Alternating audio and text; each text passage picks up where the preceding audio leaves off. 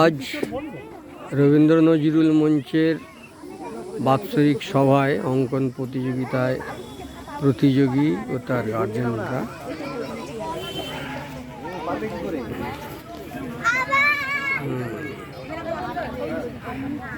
এইমাত্র অঙ্কন প্রতিযোগিতা শেষ হলো।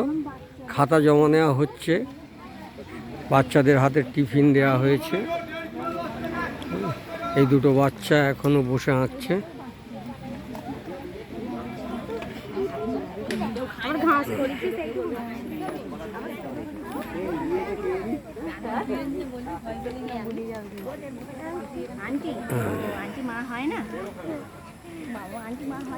আমাদের গোলাম মহিউদ্দিন ভাইয়ের প্রকৃতির বাগানে আমাদের অনুষ্ঠানটা চলছে।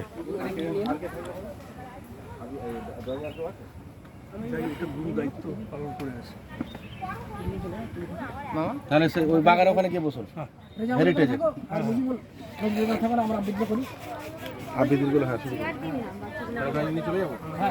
তাহলে আবৃত্তি আমরা শুরু করি। যারা আছে